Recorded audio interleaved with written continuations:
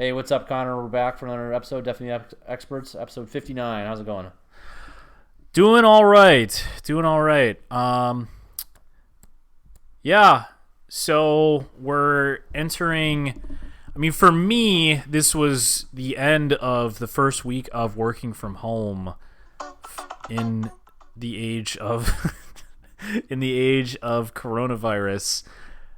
Things have definitely been weird.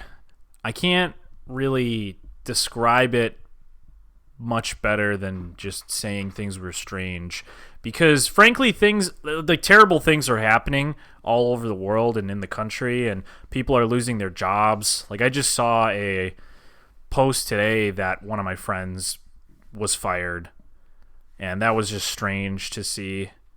First of all, that you post about that on social media, but I suppose it's what's happening all over the world right now with service industry and companies that just can't afford to stay afloat with what's going on. Like, nobody wants to do business.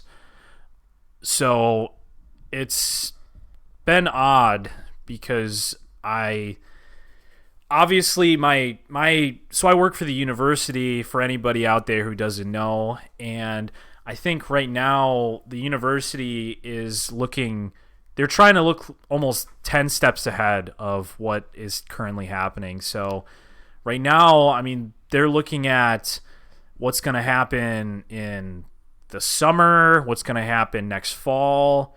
And I think that upper administration right now is planning to, go in with the idea that we might need to set something up virtually for the long term at this point, which is kind of scary to think about. Yeah, it's a weird world we're living in. Fortunately, I mean, for me, it hasn't changed too much. Fortunately, working for such a small company, everybody, four of the six people weren't in the office this week, and we have a pretty big office for the size of our company. So I was still going in, kind of keeping that same regular work routine, just me and my boss, and he lives just with his wife. So we have between the two of us, we have very limited social interaction outside of work. But it's kind of nice to be able to just keep some sense of normalcy going on by maintaining that regular Monday through Friday workflow. And for a lot of the other people in the company, we have another 4 or 5 people not stationed in our office, but they all work remotely anyways, regardless. We're kind of spread out with a couple people down in Texas, another guy in Vegas, another guy in New Mexico. So no physical office to them. So for them, it's really business as usual. For me, it was business as usual this week. Just it was a little quieter.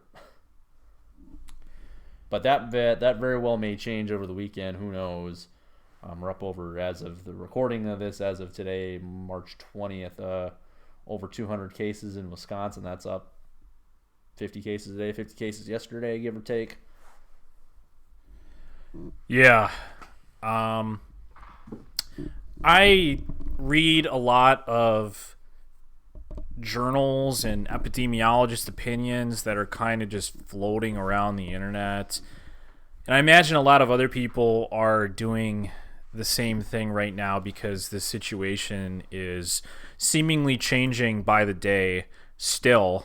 It kind of was doing that last week. Felt like we were waking up and there was a new thing or a new development happening. And I think that it's a lot of people are saying that this thing might hit its peak in May, which seems like a scary thing to think about. But yeah, that over the next. Oh wait, May. You're not April. That's not the next next 6 weeks you're talking. Yeah, right. Not It's a whole month in between then and now. Oh, So, well, damn. yeah. Yeah, And I mean that's what you keep hearing, or everything I've heard is it's gonna get worse, but that's fine, and I can, on one hand, like, well, understand it's gonna get worse, but it's weird when it actually happens, and is happening. So I don't know. We'll see. Take it in stride as best you can. Right. That's all anybody can do. And frankly, I think that this right now, like what we're doing right now, I mean, people can get used to it. I certainly can. You can't say that for people that have obviously lost their jobs. You don't get used to that.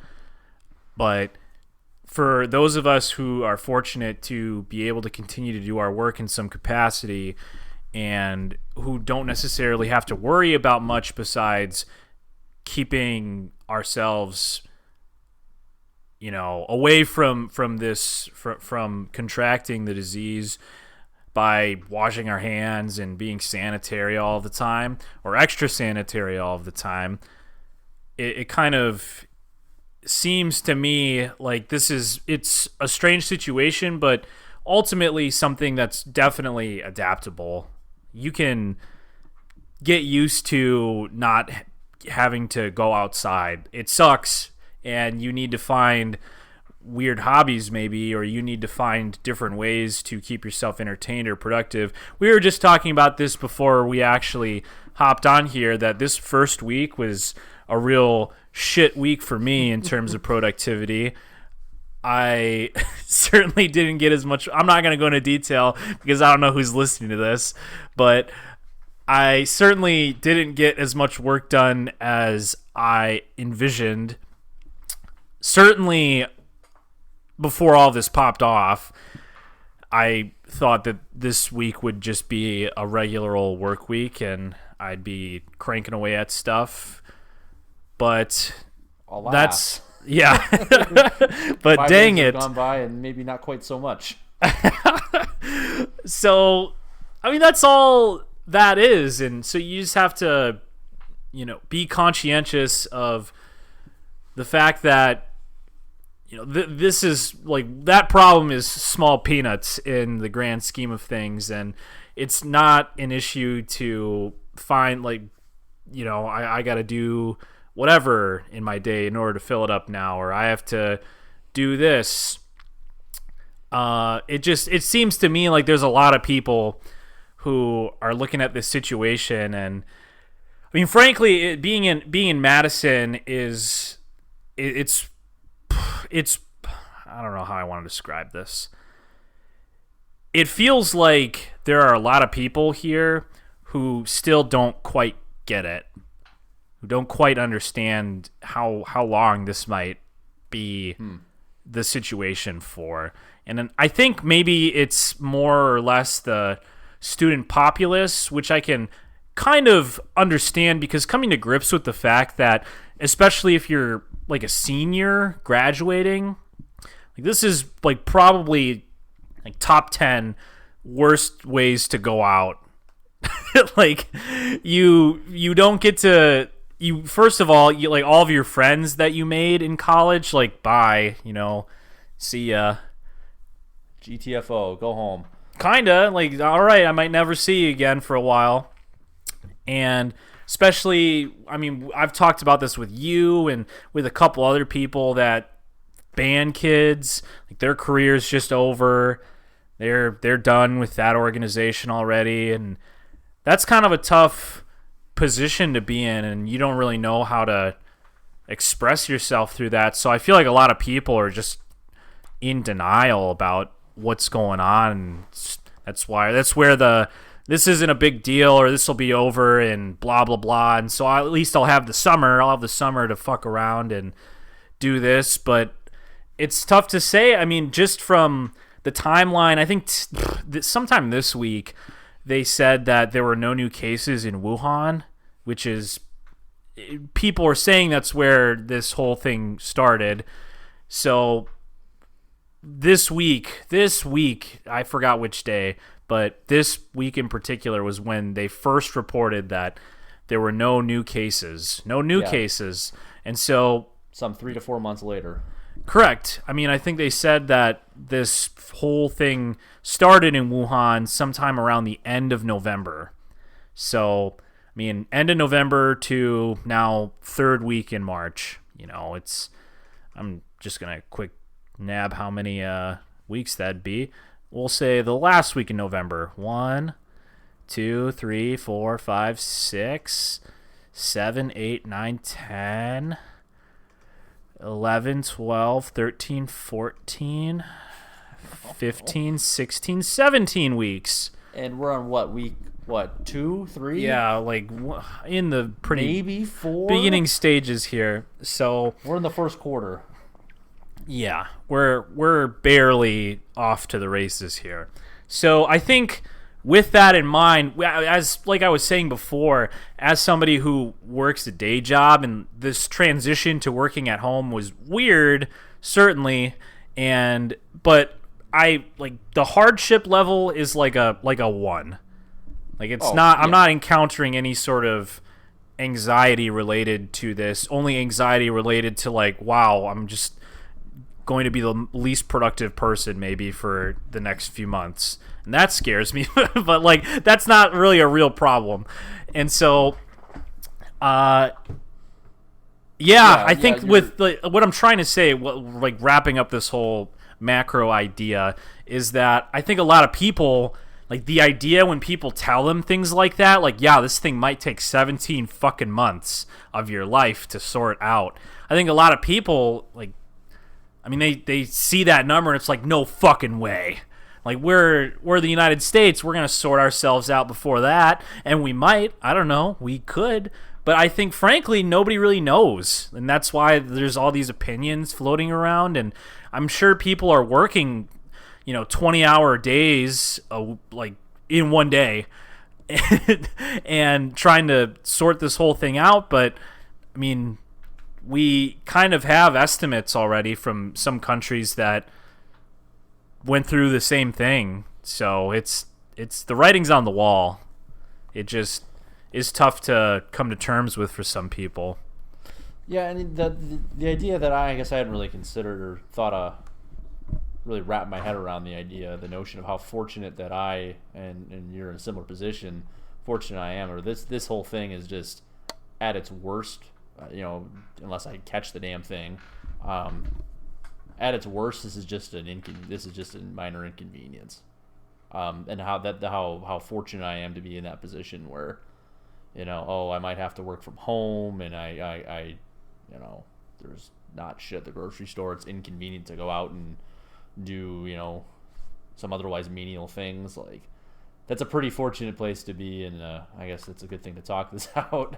Like you were saying, this is very therapeutic to kind of really wrap my head around that, and count my lucky stars and all that shit. So yeah, I don't have a family that I'm worried about. I'm not in a position where the industry I work in is going to completely shut down or is directly financially impacted by this whole thing. Fortunately, it's really in my line of work, it's really no different. It's just, getting in touch with people is a little more difficult, as people are either like working from home or just not available at their regular means, or not reachable by their regular means of contact. But by no means the end of the world for us, which is really good, which is really nice, really fortunate. So yeah, I think I just had a realization today, because I went on I read a news article today that there were a couple U.S. senators who it came out today that they gave speeches talking about downplaying, I guess, the impact of the coronavirus when they were speaking to, I forgot who they were. I think it maybe was just a speaking event, and they were talking about how strong the economy was and how the United States has never been more prepared to handle something like this before. And immediately after they finished those stump speeches in their congressional districts, they went and sold like millions of dollars worth of stocks. They just dropped a whole bunch. Oh, I definitely heard about that. Yeah, I'm sure you did. It was like on the New York Times front page this morning. So terrible look. Wait, when was this? Was this today? They sold today? No, not today. They sold. It was back in like February. It was. Yeah. So this was before this all. Before the market went down, down, down. Absolutely. So the problem here was that.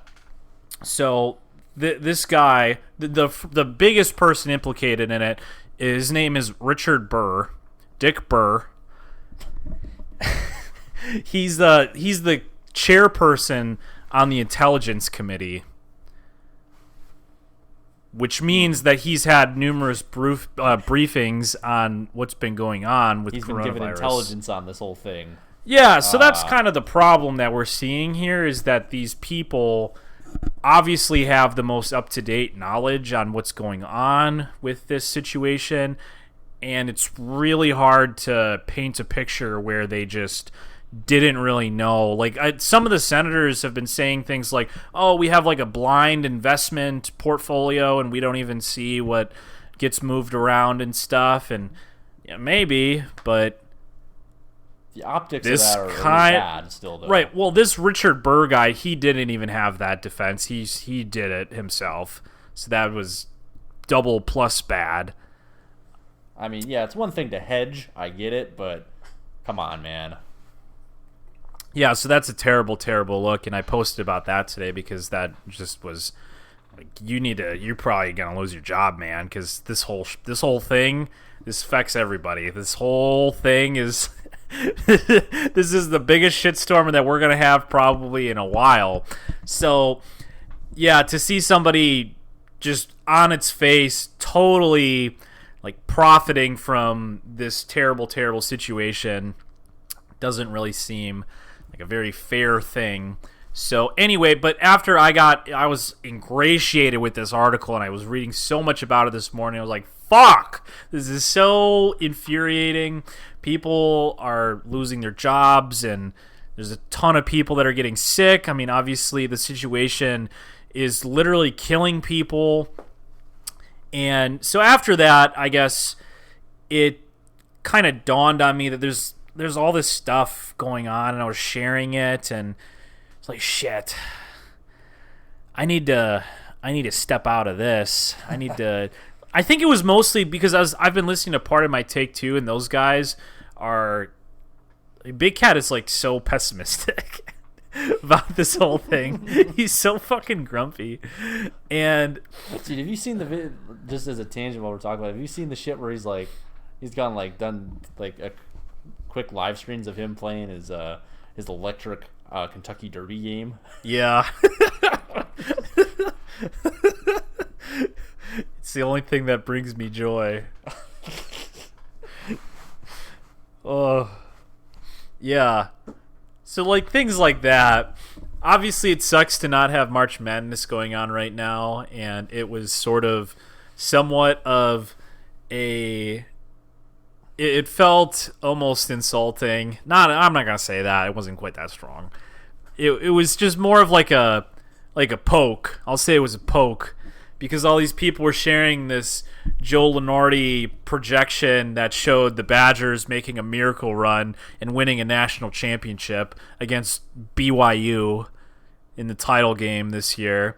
Which, so a bunch to be fair, it's not a prediction. It was just a simulation. They ran it 2020 times, and they just picked whatever that 2020th one, regardless of whatever. It was just yeah, sorry, not a projection, or I guess it was, I don't know what. Yeah, a simulation.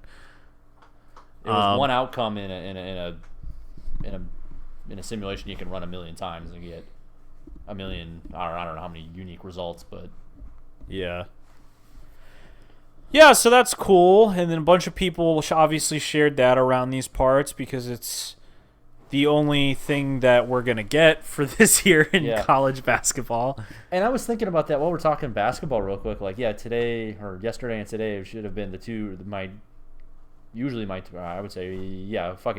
two favorite sports days of the year. Just when you have college basketball on all day for 2 straight days. And like, it'd be cool. I'll be honest. Like, I didn't have to go into the office. My boss is just like, hey, if you want to work from home, you can. And I probably would have if there was basketball on, which is, I don't know, whatever. Who cares? But that's part of the fun of it, I think, is like with the 2 days is like, oh, when you're sitting at work or you're sitting in school or in class or whatever, like the what's the word? It feels like you're being real naughty when you're watching basketball at work while you're not supposed to be, and that's kind of half the fun of it. Even though everybody fucking does it. But there's a little something to that. But then also, I mean, it would have been cool as hell to have basketball on these last 2 days, but it's not, and I don't like totally miss it. I'm not like totally sulking about it or feeling like this empty hole in my heart just because I don't know, man. It's a regular third. It's every other Thursday or Friday.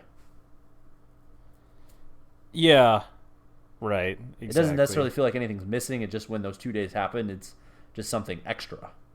It's a bonus basketball or bonus sports content. That's fun. So yeah, whatever.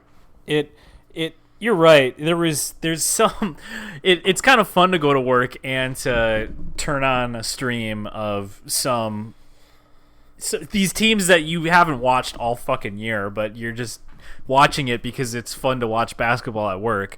Yeah, man, Vermont and Maryland playing Vermont. I've watched maybe a Maryland game this year, but god damn it, I think Vermont's going to get that 12-5 upset. Yeah. for no reason. Yeah. Right. Or, damn it, Baylor's going to lose in the first round like they do every fuck year. Even though they're a 1 seed. Yeah. So it's tough to not have things like that to look forward to for the foreseeable future, but in the meantime, just to circle back real quick while we were talking politics, the one thing I did see, I don't know when it was, when they're trying to pass was it last week they were passing some stimulus bill or something? Yeah. The one nice thing to spin it positive, was it Mitch McConnell some of the Republicans were griping about, I don't know, some aspect of it, and then basically the orders from on high from Majority Leader McConnell was basically, we don't have fucking time to screw around with this, just fucking pass it. Right? Yeah. Is that a fair characterization? Yeah, that's pretty much what happened. Yeah. I mean, because which is okay. That's good. That hey, we got it done. Just we don't have time to filibuster. We don't have time. This is too urgent. Just get it done. They got it done. Yay. Yeah. Hooray. Right. At this point, we got to do something. And so that's kind of neat. That usually doesn't happen too much. Yeah, it was great to see all of our friends in Congress come together in a shining moment of friendship and get work done. In begrudging bipartisanship. Exactly. Ultimately in forced partnership. Yeah. Yeah. So, yeah, I don't know. You got any stimulus takes? Do you like we're getting checks cut apparently for $1,200 or $2,400 if you're a couple? I mean, I think it's I don't know. There's a lot of opinions that I have about what's going on, and frankly, not all of them are. I agree that it seems like a weird UBI Andrew Yang thing that's happening, and I think that it's the right call. It just kind of seems like his idea was copped, and he's not. I don't know what kind of credit he's getting for that, but I think it's a great idea, and I think that I don't really know at what capacity like governors can make these kinds of calls too. I imagine they can do something, but I think that there needs to be a lot more attention on service industry workers that now I don't even know where they're still operating because I haven't really done any research, but I know that they're not like in these places like Chicago, New York, LA, even Madison has closed down just about every single restaurant. No restaurants are open. They maybe do delivery. Yeah, it's delivery and takeout is all that's going on up here, Right. which still, yeah, displaces quite a number of people. Right. It like even with delivery and takeout, people get it. I've been meaning to use it more because I know that that's the only way these businesses are getting any sort of business, and I know that there's a ton of people that don't want to fuck with that because it's just another random person showing up with your stuff, and here you It's more go. avenue for exposure. Exactly. To the virus. Also, So- and then I did the thing last week, like I was talking about, where I just bought a whole fuck ton of food. Yeah, right, exactly. People did that too, where they went to the grocery store and bought a ton of food for the apocalypse, and so the which, by the way, everybody who did that in California probably feeling pretty smart. yeah, Hate to say it, but boy, it'd be really shitty to have to go to the grocery store now that they're all under house arrest. yeah, it's man, it's nuts. So anyway, I don't really have any takes on it, but I do think that it's really frustrating watching our president get up there and just deny any sort of accountability for what's going on. Like, just don't. You don't even have to say that. Just don't say, it's not my fault. Just do. I would even be more what I don't know the word I want to use here. I would hate it less if he went up there and did the classic politician shtick where you dance around the question and you don't really take accountability for anything, but you're not saying that you're not accountable for it. You just kind of don't answer the question. But to get up on a grandstand and to just flat out say that none of this is your fault, and it's like, who the fuck are you? Some of this has to be your fault. Yeah, I had seen some stuff, and I don't know. I'm just quoting headlines here, but wasn't there something to the effect of within the last, I don't know, sometime during this term, there was a little committee or group of within some department that was like the pandemic response team, and that just kind of got dissolved. Yeah. Which is, come on. Yeah. I mean, I get it. We hadn't had one of these in the United States in like 100 years, but god damn it, that looks really bad in retrospect. Yeah, that's the worst kind of timing. Ugh. Yeah. Yeah, I don't know. There's some other shit. I don't know. I'm gonna do a terrible job articulating it, but yeah, I don't know. It's weird, man. Yeah, I don't know. It's been tough because I really want to keep up with what's going on, but I think it was sometime this week or last week I was sitting there watching an NPR broadcast because they're doing broadcasts almost daily from the White House and from the Senate. And so I try to tune in and see just directly what they're saying. And I think I tuned in the one time when it was the big headline of, it's not my fault. I'm not responsible. And I heard, like, I was sitting there watching that as it happened, and it was like, fuck. Just exited out of that window, closed down my computer, just had to walk away. This is a fucking shit show.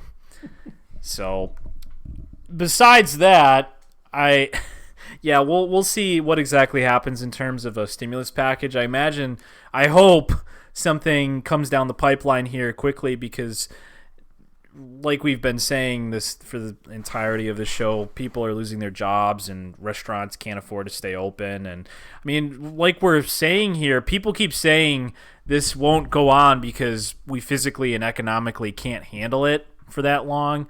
I mean, I don't think that's what governs how long this goes on. I think I listened to, and yeah, my original reaction to, I mean, I don't know, not my reaction. I listened to a podcast and they told me some stuff about it. And I was like, that makes sense. I'll just go with that as my take. Yeah. I'm gonna commandeer this.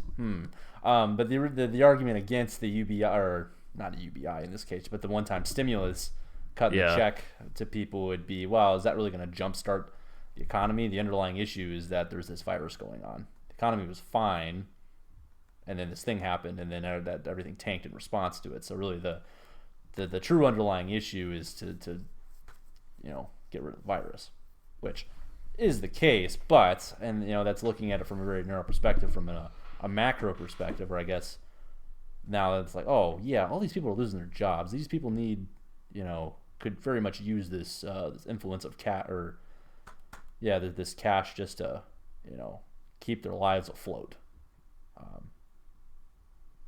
So I don't know. That seems like a good idea. Whereas the other alternative to that would be an income tax holiday, which is fine. It kind of accomplishes the same thing, except for people that don't have jobs, i.e., people just lost their jobs. That income tax does no good for them when they have no income. Right. So I don't know. Sure, cut the checks. Yeah, I am we not. We were talking about it kind of. This is kind of silly, but talking about it ahead of time. Yeah. I've already I thought about maybe do I buy an Xbox with my stimulus money? I don't know. Maybe. We're gonna become a streaming podcast. Maybe. I've already started streaming. For those of you that want to follow me, yeah, where can we find you on Twitch? I'm at Jan Wick 13. And what are you streaming these days? Streaming anything and everything. Honestly, I what do play. you got?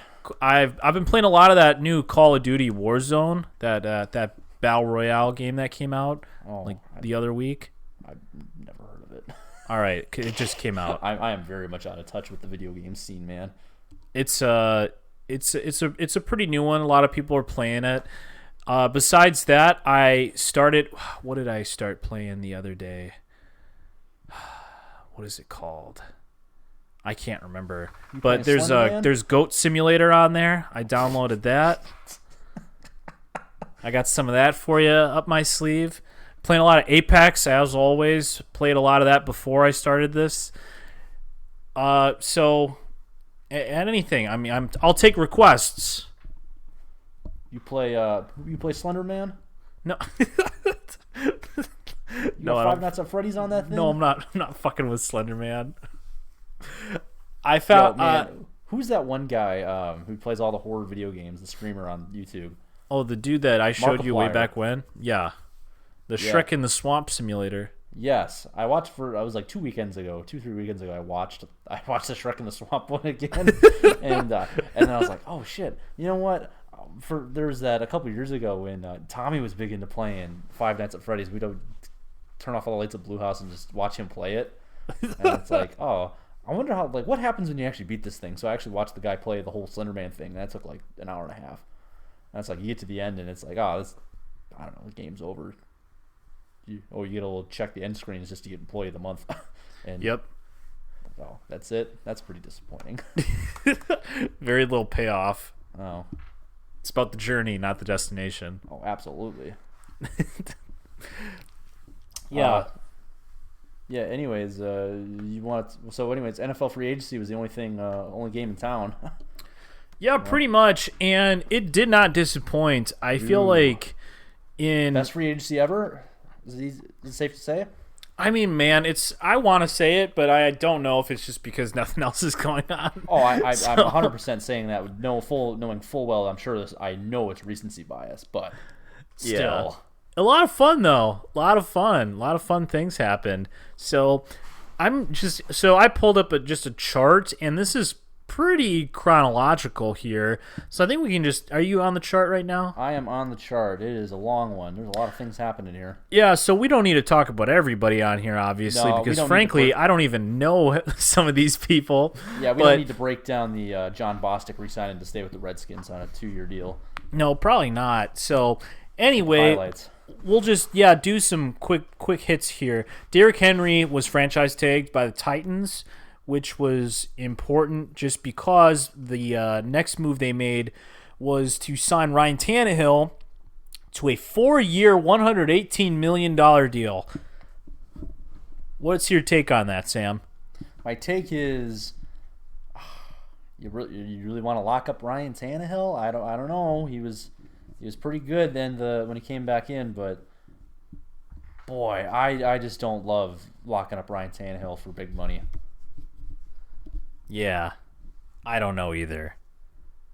He was really good though. He was like number 3 in And that offense PFF was grade. and they were explosive too. Is that sustainable? I would say no. I would just Yeah, hazard a guess and say it's not sustainable. Not There's saying some regression to the mean. Yeah. I don't love it, but what do you do? Okay, so you let him walk, and then what? Well, I suppose Right. Jameis. You could have gotten Jameis. I'd feel better about Jameis.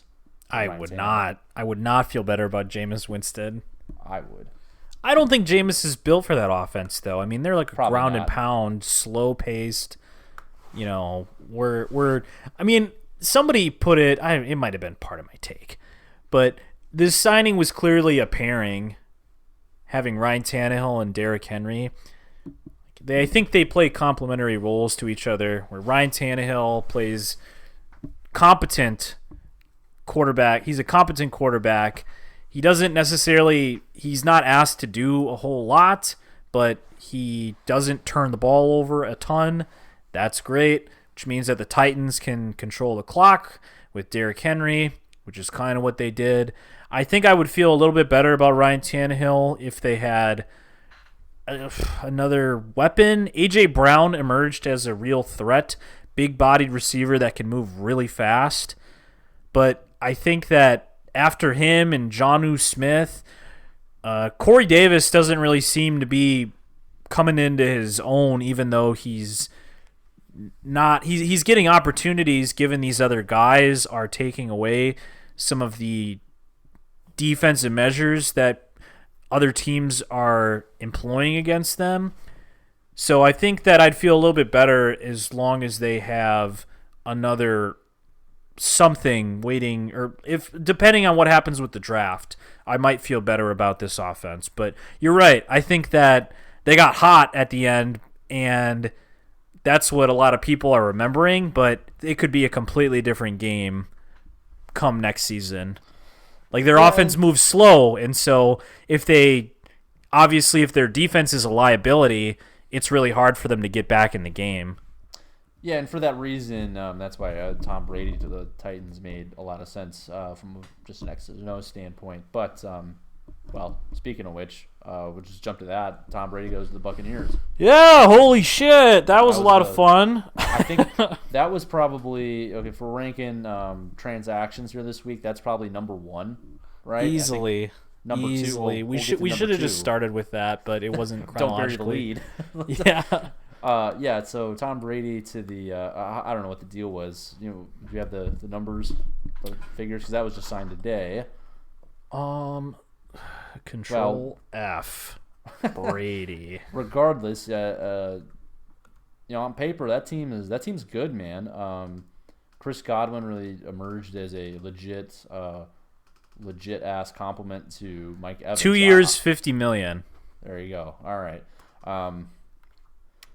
So with Chris Godwin's emergence as a legit threat in tandem with Mike Evans, who I'm a big Mike Evans fan. I like his game a lot. OJ, I saw something. OJ Howard's fantasy stock went way up. Yeah, I would think so.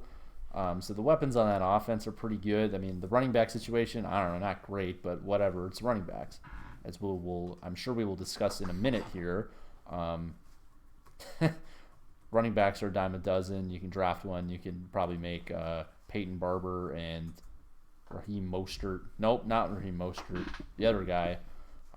Ronald Jones. Yep, him. I'm sure they will be serviceable in that offense. And a defense on the other side that was like fifth in DVOA, which is really good and not great in scoring, but when you have a quarterback throwing 30 picks, put your defense in a bad spot, obviously, for scoring. So, I don't know. It's a good move. Tampa Bay Buccaneers are very much relevant again. Yeah, to go along with that, they franchise tag Shaq Barrett, who he was leading from a year ago. Yeah, their defensive line specifically was one of the best, if not the best, in the NFL last year, which was a super surprise to just about everybody, because everybody thought that Tampa Bay had this weird. And it was they signed Jason Pierre-Paul, and then he got hurt right before the season started, so nobody knew what to expect from the Tampa Bay Buccaneers, but their defensive line was stout. Yeah, I kind of quietly forgot that Ndamukong Suh was on that defensive line. He just left. Yes. So he needs to be replaced. But, yeah, still, the majority of the pieces are there. Yes. So that they probably need to bolster their secondary a little bit. They let go of Vernon Hargreaves in the middle of the season. So I think that was something on the list anyway that they needed to fix. So, I guess going back to Tom Brady and the offense, though, I mean, you're right. Their offense immediately on paper looks scary. Looking at the tandem of Chris Godwin, Mike Evans, I think if they can find a way, I certainly won't put any fantasy stock in O.J. Howard ever again, probably. But if they can find a way to get him involved with the offense, possibly over the offseason, maybe he just had a difficult time integrating into Bruce Arians' offense. He is a true receiving threat. He's definitely far and away better than a lot of other tight ends out there in the National Football League, and he's displayed that athleticism, but I think things will definitely open up depending on what we see between the contrast of Jameis Winston and Tom Brady. I don't necessarily know if we're going to see these wild Tampa Bay Buccaneer, what he was doing last year where he was just throwing and 40 times a game every single game. But I think that things will definitely look a little bit more, I don't know, a little less wild, maybe. You have a team that's on paper already pretty good, and then you just bring a little stability, a little less, literally the most as veteran as you can get in the league now. A veteran presence, a guy who does not turn the ball over, and just influence that with a winning, and he is a winner through and through.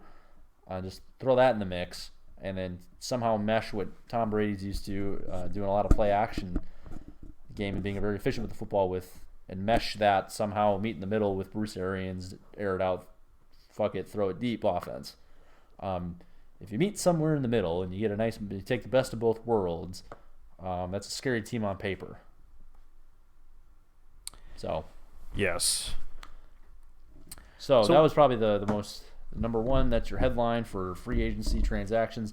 Number two, it's got to be the Houston Texans. What the fuck are you doing? Oh, man. They traded DeAndre Hopkins, a receiver who's on a Hall of Fame course, charting a Hall of Fame course, and they trade him for a second-round pick and David Johnson, the ghost of David Johnson. The ghost of David Johnson is probably an accurate way to put it. I don't fucking... Even as this... Now, a few days separated from the trade that happened, it still looks... It's gotten worse. Fucking terrible. Yeah, it's gotten even worse. Yeah, when I saw that headline come across, like, DeAndre Hopkins traded. Well, what'd they get for him? Like, first-round pick for sure, right? Yeah, I know, a second and David Johnson. They swapped fourths. So, that's nothing. Yeah, it was terrible the day of, and then the follow that up the next day with Stephon Diggs getting traded to Buffalo for a first. Yeah,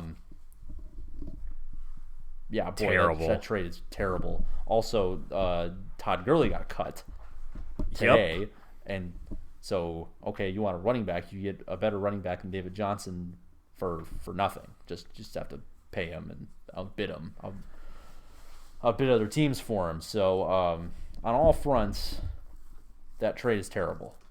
Yeah, for the Texans. Absolutely. I mean, what the fuck are we doing? I think Melvin Gordon even got a 2-year deal for $16 million, I think. Yeah, what are the Broncos doing? Why are you signing him? Okay, yeah, we'll get into that later, but I'm just using his figure, the guy who held out. He held out with the idea of getting more money, and he got 2 years, $16 million. Not a lot. So, right, like you were saying, Todd Gurley literally cut from the team. He's has injuries that you worry about, but when you can get him for basically nothing, certainly not your too.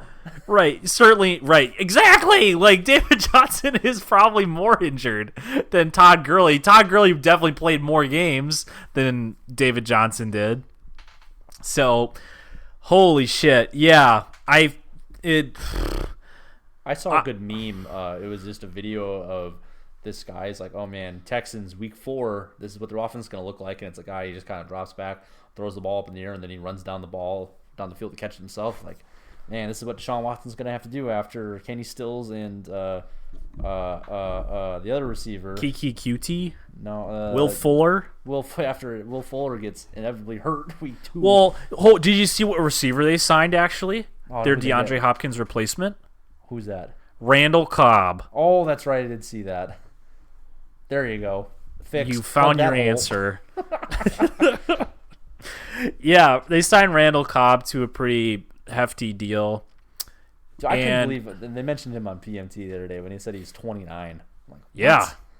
I thought he was 34. I remember that coming up when he did sign with the Cowboys, because he obviously the Packers released him or whatever, and then he signed with the Cowboys. And I remember it coming up with that. It was like, oh shit, Randall Cobb, yeah, was 28, I guess, at the time. Not very old at all. Huh. So, yeah, that was kind of weird. And football old, though. Yeah, been in the league since 2010, I think. Yeah, because he was drafted right after the Super Bowl. Yeah. So first 10 years, 10 seasons. Definitely football old. So, anyway, yeah, that Texans trade was bananas, and not in like a very good way. So we'll see how that pans out for them. But I wasn't on the Bill O'Brien hate train. A lot of people, for some reason, have a huge problem with him, and he has a reportedly abrasive personality that drives away some players. But frankly, I don't really pay attention to the Texans a whole lot. They just had somewhat of a revitalization the last couple of seasons after drafting Deshaun Watson and having, like you said, a receiver that's currently on a Hall of Fame trajectory. So kind of by the nature of just that, your team is bound to produce at least something for you. So that didn't quite happen this past season because they were dealing with, like you said, a whole bunch of injuries to their receiving core. I think Will Fuller, Kenny Stills, and Kiki QT were all hurt at some point. And then who even plays tight end for the Texans at this point? I don't know. Their offensive line was not protecting Deshaun Watson very much at all. That was a thing going into last season, that he was sacked a quadrillion times, and they needed to fix that. They tried to fix that by signing Dwayne Brown, I think, from the Seahawks, or traded for him. So they tried to shore it up. It worked somewhat. Not very well, though. So they struggled a lot with that last year. And then you trade away your wide receiver one. Like, I don't know what move that is. What is that? What is that move? Yeah, I don't know. So here's some of the transactions the last couple of years by Bill O'Brien. So there's DeAndre Hopkins. There's Jadeveon Clowney last year getting traded for, I don't know what he got traded for, but picks. So I don't know, whatever. Brandon Brooks traded to the Eagles. Offensive line, Arian Foster run out of town. Dwayne Brown. And then there was the deal to bring in Kenny Stills and Laremy Tunsil from the Dolphins last year. So, like, I don't know. All those deals, like, on their own, like, I don't know. Don't have a real strong opinion. But this DeAndre Hopkins one takes the cake. If all the football people decided that he was making terrible moves before this one, and then this one comes along, yeah, fine. This will put me over the top. I'll go anti-Bill O'Brien as a GM. Absolutely. You're right. He has had a couple of controversial decisions here and there, and I understand with the Jadeveon Clowney edge rush guy, he was producing, but edge rushers, if you're even mediocre to good, those guys get a pretty high calling card in terms of salary and contract deal. That's kind of how that. Yeah, Jadeveon Clowney is still on the market, and he was on the last year of his deal, so it was the Seahawks are really renting him for a year. Yeah. So okay, fine, you get some return on that for if you're the Texans. I get it. I don't know what the return was, but it's something. But yeah, like you said, they traded Brandon Brooks, and Brandon Brooks developed into one of the best guards in all of football. I think he was the best guard, like not last year, but the year before maybe. I think he has the biggest contract for a guard right now because of his performance. So that's, I mean, he plays on the Eagles, and the Eagles obviously have that offensive line. So in any case, Texans probably fucked up there, but we'll see. I guess we'll hold our tongue before the season starts. So besides that, couple other notable things that happened. Well, Kenyon Drake was transition tagged by the Cardinals. Yeah, so speaking of the Cardinals, let's just spend a minute on them because I love the Cardinals offense now. Yeah, that's a good idea to spend some time on the good side of this trade. So the Cardinals obviously weren't even using David Johnson at the back half of their season. They found Kenyon Drake was on the market because the Dolphins were having a fire sale the entire last season. So they got Kenyon Drake for peanuts, and he was balling out. He was really good. He was on your fantasy team, and he was 2 straight years. He was blue balled. He blue balled me for a year and a half, and then that first Thursday night game when every other running back on the roster was hurt, and he just comes in on Thursday that week, and he balls out because there's no one else to give the ball to. So it was a lot of people picked up Chase Edmonds, and he dicked everybody because Kenyon Drake came in and Kenyon Drake was the man. So, like you're saying, I also love the Cardinals offense on paper right now because it's stacked, man. We're looking at now DeAndre Hopkins, Larry Fitzgerald, Christian Kirk, and Kenyon Drake was a passing option. So then and tight end, who cares, whatever, and then also Andy Isabella, which is somebody. Right, Andy Isabella, fast white dude. Who's that? Keshawn Jackson, is that him? What? Is he on that team? Oh, I know it's a. Is it Keshawn? Is that somebody? Keyshawn Johnson? No, not Keyshawn Johnson. Cardinals roster. No, not the St. Louis Cardinals. I think it might be Keyshawn Johnson.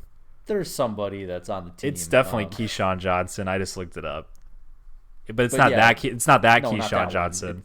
But it's not Jackson, right? Johnson. It's Keyshawn Johnson for the Cardinals. Yep. Okay. Where did he go to school? What college he out of? Fresno State. Okay.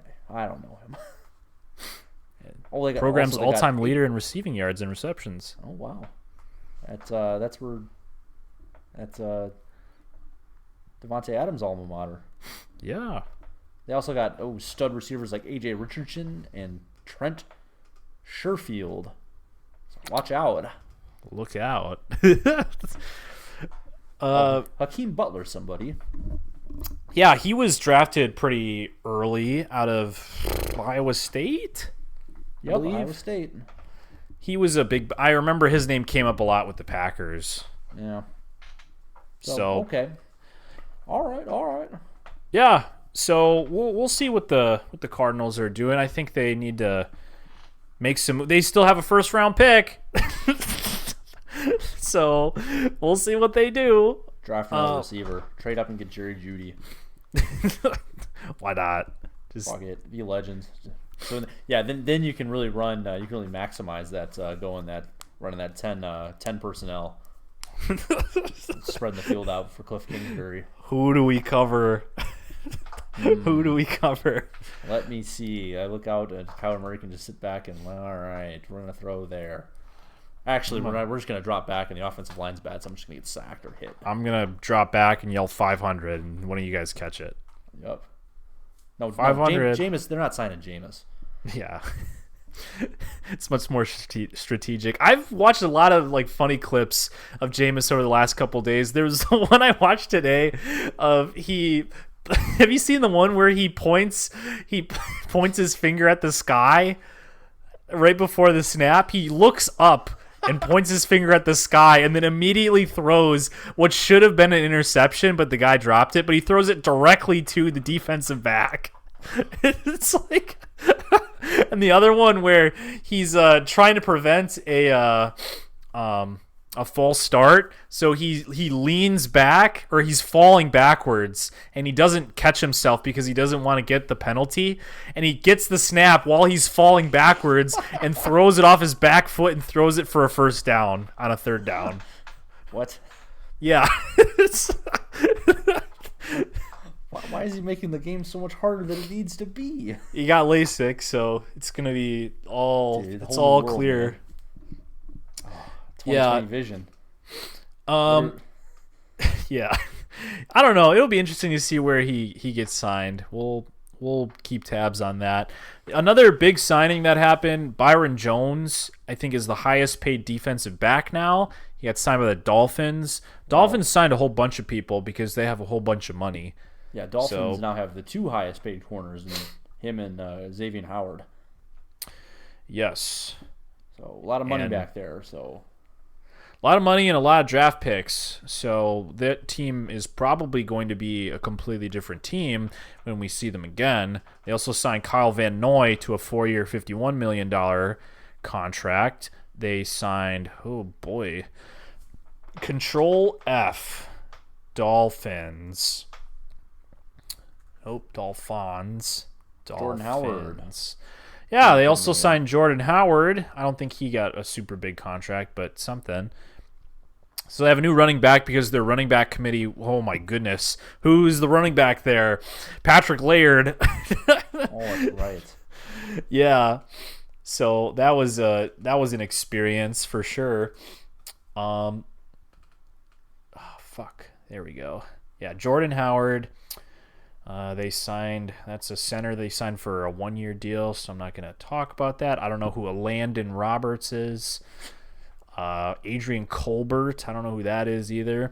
All right, so maybe not a whole ton of splash signings here, but those... Yeah, no one's getting too excited about... Oh, they signed Eric Flowers. That's right, they signed Eric Flowers, that offensive lineman who was really bad on the Giants. Yeah, former first-round pick. Yeah. Do you know what... Guess what deal he got?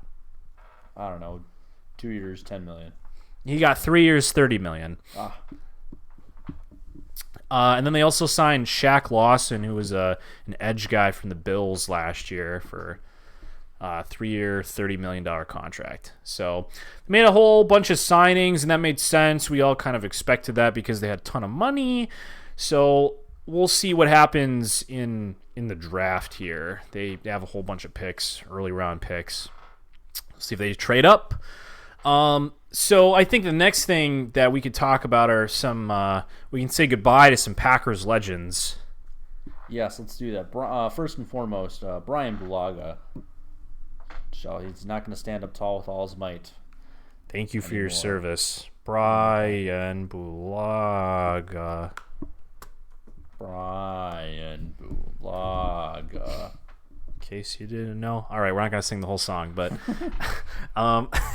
but he got signed by the Chargers for a 3-year, $30 million deal. It wasn't entirely unexpected that we weren't going to be able to make that work, given how much cap we have. But so who's playing tackle now? Is that Jared Veldheer guy? We just signed Rick Wagner. Oh, that's right. Yeah, Rick Wagner's playing out there. Former Wisconsin legend. That's right. Last year he had a bit of a down year, but I was looking at his PFF grades, and he was pretty, for a while, sitting at that 78, 80 PFF good. grade for like 5 or 6 years straight. So I think we got him on a pretty cheap deal. We'll see how that works out. But yeah, I don't know if we held on to Jared Valliere. But he played pretty well in coming out of retirement. yeah, filling in for Brian Balaga there at the end of the season. Yeah, and Jason, another guy leaving, Jason Spriggs, right? He's gone, Sure. I think. So yeah, we probably want to draft a tackle or two. Yeah, I think that would be a good idea. Just for depth more than anything. That's something that over the last couple years, yeah, when Jason Spriggs was regularly coming in to fill in, it was something that was much more noticeable when we did not have proper depth for our Like that offensive at all. line. No. So, yeah, and besides Brian Balaga, we also lost Blake Martinez in free agency. To the New York Giants. Yep, he got a big old contract, which it also seemed pretty likely at the end of the season that we weren't going to re-sign him. So, And he has been replaced instead with former Browns linebacker Christian Kirksey. yes, so it kind of seemed like we went 1-for-1-ish on these free agency moves, which was kind of nice. It wasn't just we lost a dude and all right, We'll figure it out later. comp picks. Although these two guys, Rick Wagner and Christian Kirksey, were actually, I guess, technically street free agents, so they don't count against your comp picks in 2021. Yes, which is really nice. So that's some nice shrewd shopping by Goody and the boys. Yes. So we'll Unless these players suck, then yeah, right, whatever. exactly. If they're terrible, then we can say in retrospect that this is an awful free agent signing.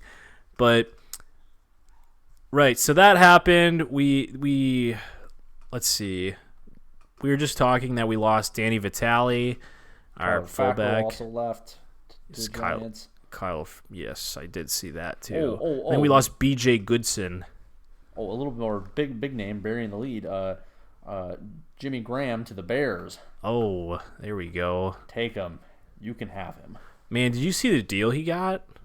How much was it? I just saw it in this list. It was like 2 years, $16 million or something. I don't know. All these numbers are just like don't mean anything to me. Well, I don't know. Yeah, it's all just a lot of money. Well, I think we signed him to like a 3-year, $30 million contract. Something like that. So, The other Bears move that they made, they traded for Nick Foles. So, boy, Yeah, I don't know. that I don't know was- about any of that. Good luck, I- Chicago.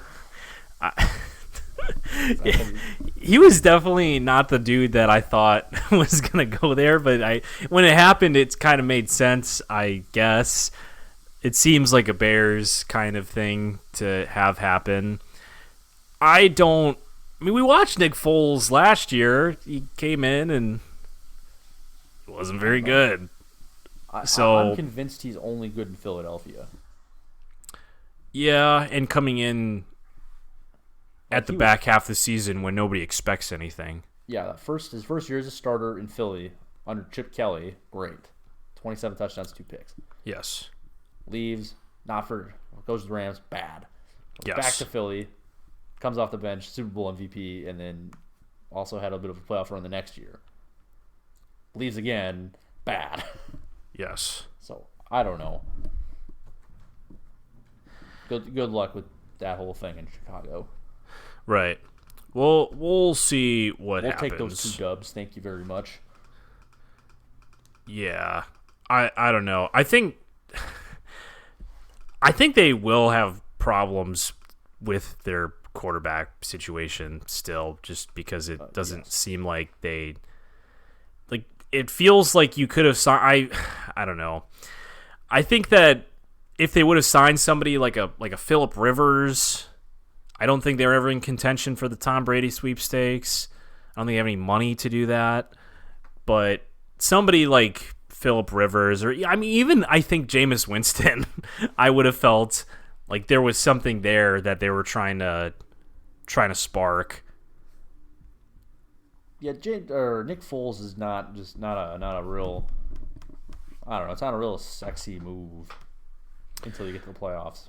No, and maybe they're just looking for competent quarterback play. They might have a game plan that they can utilize where they just need somebody who's going to run the Matt Nagy offense competently and efficiently.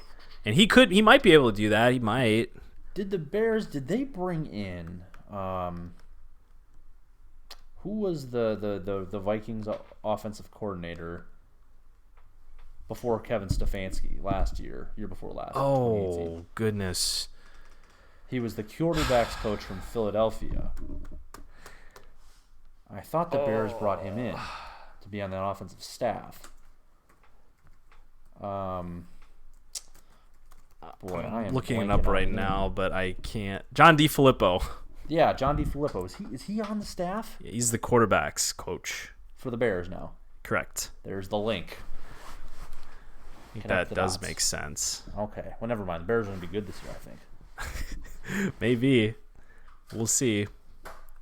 So that was a pretty big deal. I guess we mentioned Phillip Rivers. He went to the Colts. Yeah, I don't know. That doesn't really do anything for me. Right. He was really bad last year. Yeah, he was. He's not good. I don't want to interrupt. Oh, Eric doesn't want to interrupt. Oh. What's he been doing this whole time? He just got home from work. What? Why is he leaving the house? I don't know, man. He just touched my doorknob with his Corona hands. The governor says hi. The governor. Do you want to say anything about that on the mic here? Governor Evers is a very nice man. I got to speak with him tonight. He was very friendly. Is he quarantining all of us? Yeah, is he quarantining all of us? No. Is that a no? Is a no or not yet? What he said. Nice. Are we on? What? Are we recording? Yeah, we're recording right now. I'm gonna have a hard cider. Eric's gonna have a hard cider. Crazy night. Yeah, Eric's going wild. Buck wild. Spring break. Thanks for that, Eric. So, well, speaking of I don't know what we're talking about, but connecting the dots between assistant coaches and quarterbacks, the Teddy Bridgewater goes to Carolina, where he's reunited with former offensive, I don't know, whatever, analyst dude, Joe Brady. That was the other big one. I was trying to look at this list, and I was like, there's this one I'm missing in here. That was another big splash signing that took some people by surprise. Teddy Bridgewater to Carolina. Which means it's a facto that, and Cam Newton's been permitted to seek trade, so he is on his way out, you would think. And there were a whole lot of weird... He posted a really odd Instagram comment on that announcement that he was being forced out of Carolina, and that this, like, the optics of it were not what people thought they were seeing. And also, so Greg Olsen kind of jumped in and kind of made it sound like he's treated similarly when he was kind of forced out here recently. Yeah. So that... It's not great because that's clearly there were problems with that happening before in Carolina. People I think there's a couple people. Josh Norman was forced out. No, that's different. A little different. Josh Norman in the past. There was Steve Smith. He left on not very great terms. Oh, that's right. D'Angelo Williams. So there are a couple other faces of the franchise that left in similar ways, and we'll see how exactly the Carolina Panthers choose to rebuild here. Like you said, the quarterback connection seems to breed a little bit of confidence there, and they certainly have no lack of playmakers in that offense. Christian McCaffrey was man's man last year, and DJ Moore and Yep, Curtis Devin Samuel. Funchess. Yeah. Wide receiver 1, Devin Funchess. I don't actually know if he's still on the team. I think he might have been. Wide receiver 1, Kelvin Benjamin.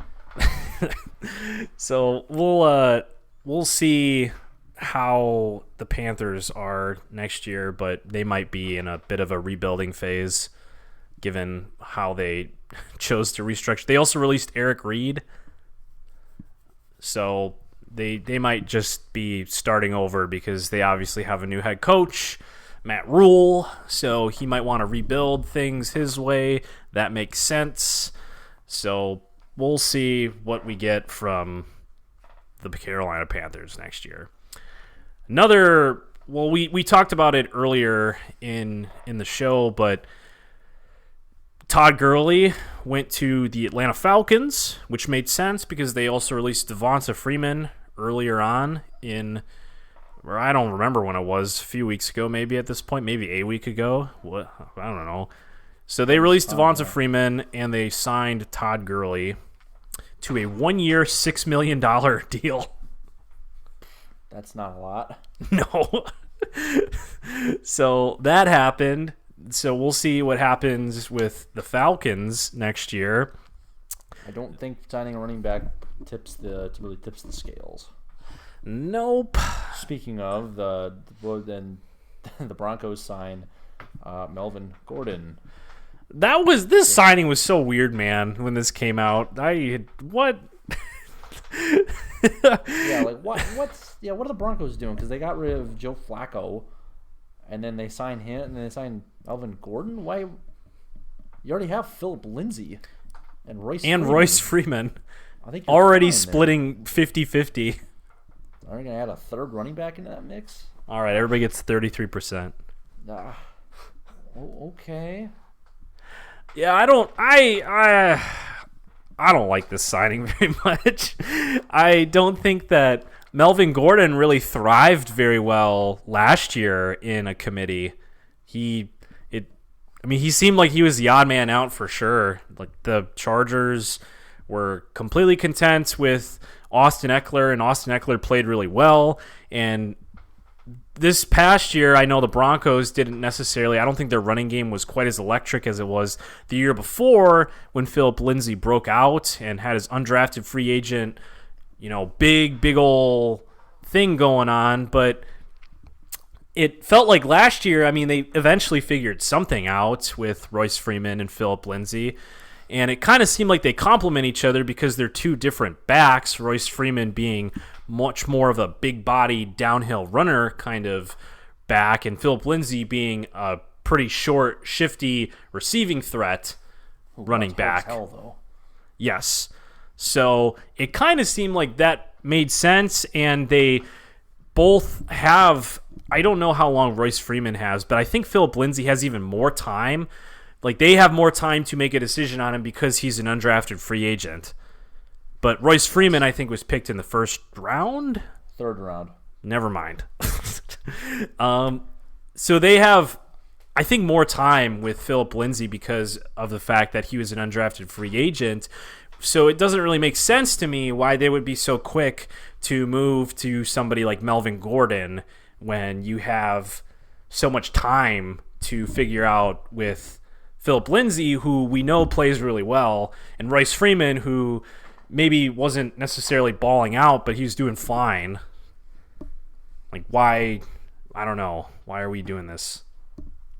Don't know. I don't get it. No. I would probably say that about anybody that signed Melvin Gordon.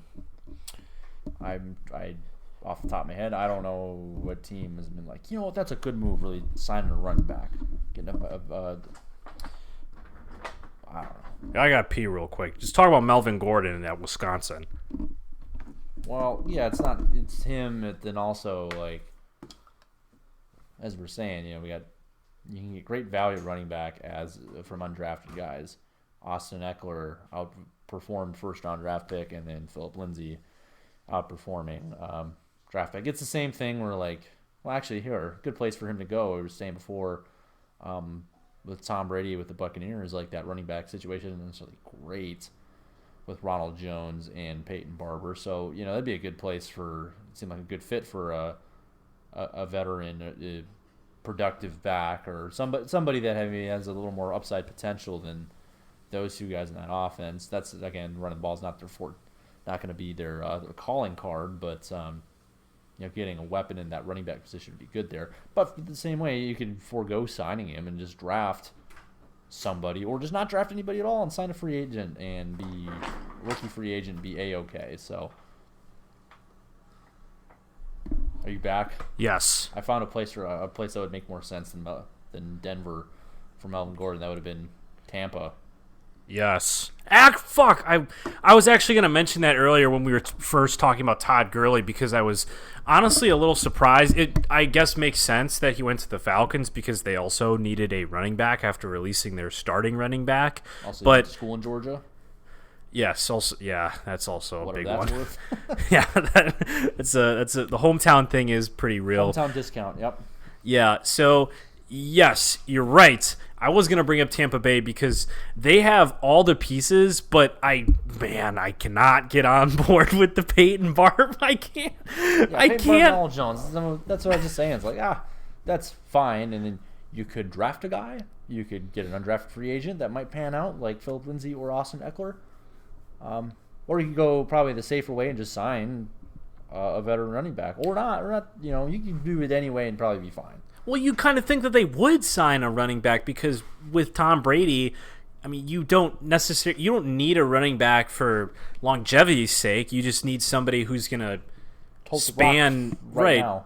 Exactly. I mean, who knows how many years Tom Brady has left? He's obviously, this is a 2-year deal, so he's planning on being around for at least 2 more years. But 2 sounds about right. Yeah.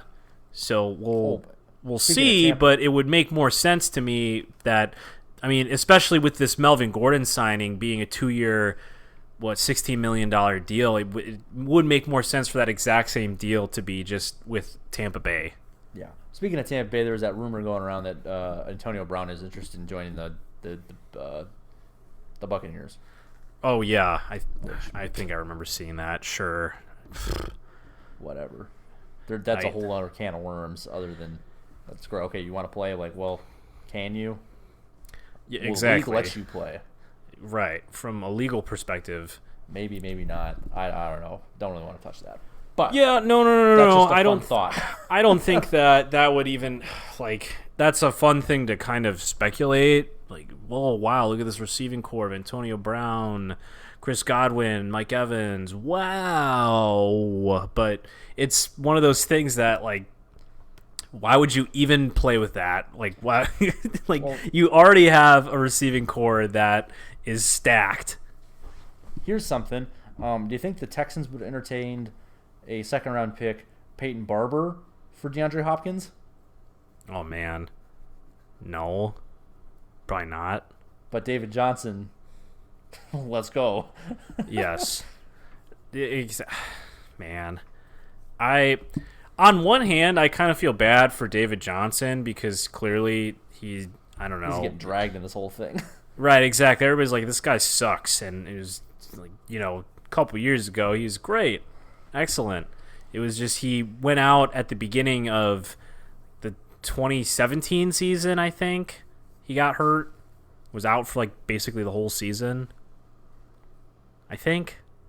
Sure. And so then after that, it was kind of, they had a shitty offense the next year, and then last year he was hurt. So yeah, running back shelf life. That's what it is. It just okay. Let's play this hypothetical game closer to home. Would you trade Aaron Jones and a second-round pick for DeAndre Hopkins? Ooh, probably not. I'd do it. You think so? I'd do it. Yeah, maybe. Boy, fill a need, and running backs are replaceable.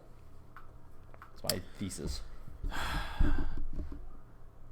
Could you imagine? I guess thinking about it more, I probably would. You line up DeAndre Hopkins and Devontae Adams. Yeah. Together, man. It's just a matter of the deal. I think they gotta make him a deal, right? I don't know. I think they do. Sure. You just have to find a way to make that work. But well, that's not going to happen. So whatever. Yeah, exactly. It's all done. So, well, there are still a ton of available free agents. Yeah, Namely, a lot of wide receivers, because I think the draft has a deep class of wide receivers. So that makes sense that all these guys who, weren't necessarily getting deals aren't getting. They probably won't get deals until after the draft, maybe, or closer to the draft when we see how teams' gears are moving. Yeah, so remaining free agents, Jadeveon Clowney, Jameis Winston, Robbie Anderson, probably top rated receiver available. Left Brashad Perriman, I have no need for him. Emmanuel Sanders. Yeah, Logan Ryan, Jason Peters, veteran tackle. Demarius Randall, no. Ndamukong Suh. Nelson Aguilar. Oh. No, don't say oh. Oh. We don't want that. No. Oh. Oh, I got one for you. Maybe. Tajay Sharp. Oh, no, that's your guy. That's my boy. I'll take Nelson Aguilar. I don't want Nelson Aguilar. No, I want him until the games actually start. Yeah, exactly. As soon as he drops a pass, I'm like, oh, what have I done? Oh, Geronimo Allison's available. Yeah. See ya, dude. Boy, we could get a piece of the Super Chief offense and Demarcus Robinson. Oh, nice. Yeah, there we go. That's what we need. Saw Ryan Grant was also released. Packers legend. Xavier Rhodes is available. He was released. Fuck that. No way. Roads open. Yeah, man. So this might be kind of cool because with the free agency market kind of in a bit of a lull with the draft looming, Packers could play this right. Play the cards right here, yeah. Yeah, I mean, looking at some of these dudes, I'm sure some of these guys are looking at getting some big old deals and trying to hold out here for a bigger contract. But I mean, if somebody buckles, I mean, I certainly wouldn't mind having Emmanuel Sanders on the Packers. Ooh, that'd be great. What about tight end Tyler Eifert? No. No. I don't know. I like Tyler Eifert. Why? What makes you like him? I don't know. He was probably I think he was good like 4 years ago. Yeah, exactly. Yeah. Same thing with Jordan Reed. Ooh, he had like a good Ooh, 4 or 5 years ago with the Redskins. Dude's got mush for brains at this point. See, that would be the most Packers. That would be a great Packers move. Is man, these free agent tight ends haven't really worked out the last 3 times we've done it in a row. But man, let's do it. Let's do it again. Fuck it, I'll fucking do it again. I'll fucking do it. Yeah. Who was the chicken wing guy who got Jared Cook? Jesus. Oh. Yeah, Jared Cook. Like, it didn't really work out. It kind of worked at the end, but then they didn't re-sign him. Okay, well, fuck it. We'll go again. We'll get. Man, I am really fucking bad with names tonight. We'll go get. Shoot. Jesus Christ. We'll go get Bennett. Edgar Bennett. Nope. Martellus. Edgar Bennett. I was gonna say Mercedes, but we kept Mercedes Lewis. We signed him today. Yeah. Whatever. For another 1-year deal. Mercedes Lewis coming back. No, Martellus Bennett, and that flamed out. Didn't make it a year. And Jimmy Graham, not good. Yeah. But you know what? Who's gonna fix everything? We're gonna bring in Delaney Walker. Dude, I was actually looking at that. Well, no, I don't want. Okay, so you don't want Tyler Eifert, but you want Delaney Walker? Dude, Delaney Walker has at least produced over the last few years. He was hurt last year, but... Well, yeah, but, okay, Tyler Eifert was playing in Cincinnati, so come on. Cut him some slack. Yeah, okay. Yeah, sure. The free agent tight end market isn't looking real hot. Not seeing a lot of of great options here. All right, let me read you Tyler Eifert's stat line here from the last, I don't know, couple years. Okay. So, okay, he played 4 games last year. You don't want that? No. Oh, wait, I'm sorry. He didn't play 4. He started 4 games. He played 16. 2018, played 4 games. Oh, boy. Okay, yeah, these never mind. These numbers aren't great. Oh, yeah, okay, here's the year I'm thinking of. 2015. Played 12 games, 52 receptions, 615 yards, had 13 touchdowns. Wow. The most he's had since is 5 in 1 year. Wow. But hey, maybe 2020. We're in Maybe. that sparkly green and yellow. Just 5 years separated from that. Yeah, that's really nothing to it. Yeah. Nothing's happened since then. A little change of scenery, make the mind right. Yeah. Get him an elite quarterback. Here we go. You're right. You've convinced me. Let's sign Tyler Eifert. 3 years, $30 million. Give him the key to the city. Make you the highest paid tight end. You know what? That's all it is, really. You just got to pay him more, and that'll motivate him. That's what motivates them. How much they're getting paid. Yep. Now, Tyler, if we give you an extra $3 million on the signing bonus, can we get 2015 Tyler Eifert? Can you try a little harder? We don't want you dogging it out there, man. Just a little extra something for us here. Yeah, I don't know. Probably don't do that. No. Just roll Jay Sternberger, and I don't know. We'll see. Yeah, I mean, pick up somebody maybe. I mean, what's the draft look like for tight ends? Probably not as good as last year. No, I don't think so. It's pretty good with those couple Walter Iowa guys. Football. Oh yeah, we got guys like Cole Kmet from Notre Dame, and Adam Troutman from football powerhouse Dayton. Nice. Jesus, this is rough. Oh, you looking at Walter Football? I'm looking at Sports Illustrated. Okay. Yeah, we got Thad Moss from LSU. Oh yeah, I'll take a flyer on him because I know that name. Yeah. Do you know who he's related to? Yeah. That's the name. That's really the name I know. Oh, okay. It's Randy Moss's We'll draft kid. him. Yeah. He played on LSU. They were good. Yeah, sure. I don't know. I guess they're all these people. It's drafted 3rd through 5th round. It's like 10 people, 3rd through 5th round. Yeah, like Harrison Bryant from FAU. They really tickle your tummy. Does that make you go goo goo gaga? No, not really. And there's all these people who I don't know how much science there is to this of first-year tight ends just having a real shit time learning how to be pro tight ends. I imagine part of it's probably because a lot of these people are just like wide receivers who are, 6'6" and 250 pounds.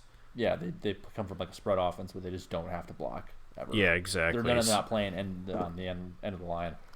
Right, and then they have to learn real technique for how to block some of these dudes. Like when you put a fucking tight end on Von Miller. Yeah, they're not playing playing that cupcake football. They're gonna let them play hat on the hat NFL man ball. Yeah, exactly. Real big ball busting football. Real sweaty ass cheek football. That's why the tight ends that do seem to have success their first year usually come out of the Big Ten, a real big boy conference. Exactly, real man's man conference. They don't run it.